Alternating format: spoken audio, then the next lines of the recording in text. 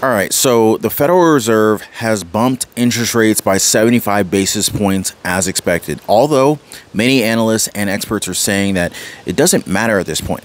They're too late, and as they can't control government spending, it seems as if Americans are just going to have to suffer even more pain for the next few years to come.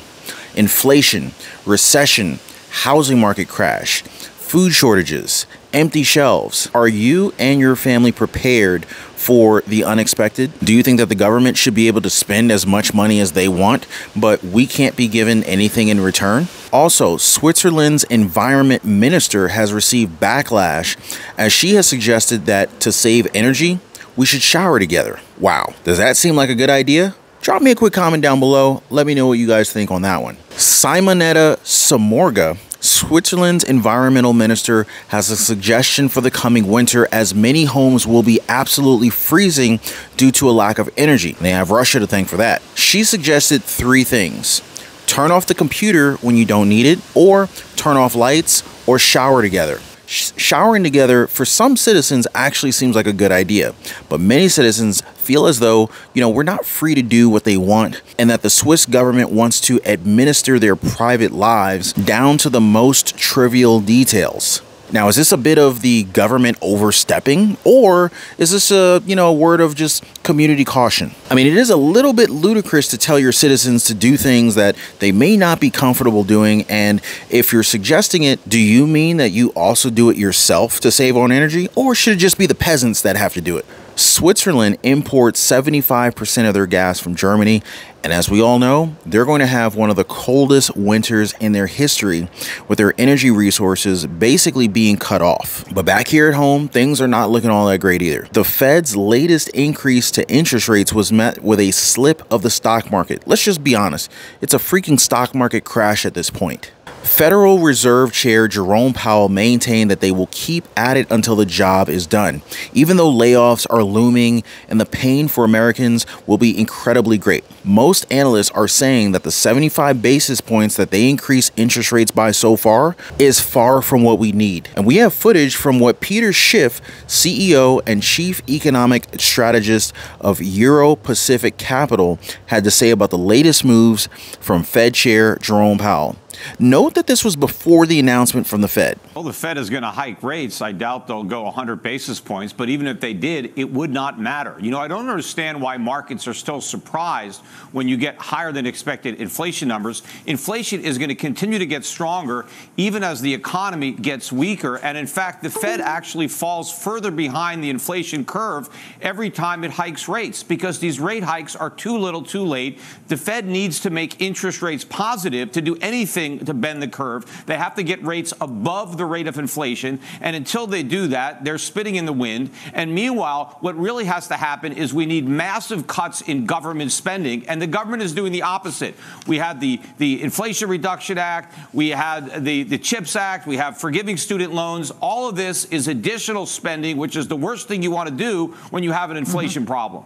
So I guess this is a really good question. Why is the government still spending so much money when the economy is at such a low point?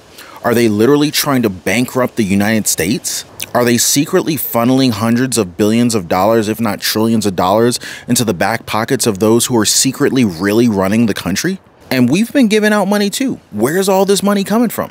And we haven't gotten any of that. Most of the states' checks that are still going out and being released, they're either from the previous American Rescue Plan or they're from our own budget reserves. Why aren't we getting anything? Are the American people not struggling? And we also know that experts have predicted that if a recession is actually announced, then a potential fourth check could follow closely. But it's kind of like the White House isn't even aware of how bad the current economic situation is for low-income and middle-class Americans. I mean, just look at what economists are now saying about the housing market. Ian Shepherdson, Pantheon's macroeconomics chief economist, said this: activity tracks mortgage applications with a lag, and the early September numbers are grim, even before the full hit from the rebound in mortgage rates in recent weeks works through. In short, the housing market is in a deep recession, which is already hammering home builders and will soon depress housing-related retail sales. End quote. And the real estate market is taking a beating this time. Online company Open Door Technologies actually lost money on 42% of their transactions from last month. House flipping is now very unprofitable for them, and they just warned investors that they may lose as much as $175 million in the third quarter. Remember the bottom of the housing market? Well, that's completely gone now.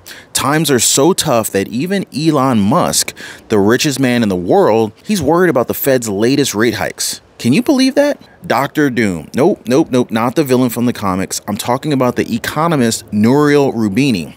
This is the same Dr. Doom that predicted the 2008 recession, and he just said that we're going to see a long and ugly recession in the United States and even globally by the end of the year. And this is not all. He's also seeing it lasting all throughout 2023 with a very sharp correction in the S&P 500.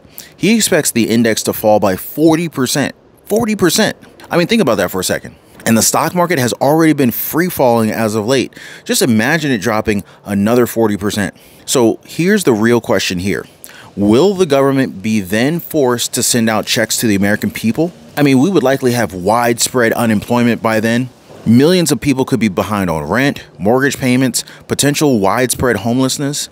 Now, Roubini doesn't see how any government with so much debt can still send out any type of financial assistance to their residents. Although, it is hard to argue with households that cannot afford to pay rent, households that cannot afford to buy food and groceries, those that have maxed out their credit cards, the many Americans who will face massive layoffs, and so much more. But then again, the government can certainly spend a lot of money when it comes to anybody else but us. 40, 50, $100 billion over to the Ukraine? Sure, here's a check.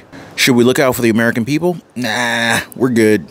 But what do you guys think? Are we now headed for one of the worst economic downturns in history? Make sure to get in on the conversation down in the comments below. And while you guys are down there, go ahead and drop a thumbs up for the video if you made it this far. And if you're new to the channel and you want to keep updated with everything that matters to you regarding our U.S. economy, economic preparation, economic preparedness, and increasing your income, make sure to subscribe to the channel. I appreciate y'all watching. Y'all be safe. The Fed has just been relentless in its hawkish rhetoric. Into an inverted yield curve, surging dollar, contraction in the monetary base, and the onset of recession. And so that just has precipitated this ongoing risk-off trade. It's probably not going to end until the Fed, and never mind pauses, until the Fed embarks on the next easing cycle, which is probably at least a year away. We did have back-to-back quarters of negative real GDP, and then it looks like we have basically roughly flat for the third quarter. That condition, and remember that, we can talk about GDI, that's income, but GDP is spending. And that's been flat to negative this year. And if the participation rate continues to go up like it has this year, even with a flat employment profile, the unemployment rate by this time next year is sitting above 6%. And that is going to be very much disinflationary as far as wage rates are concerned.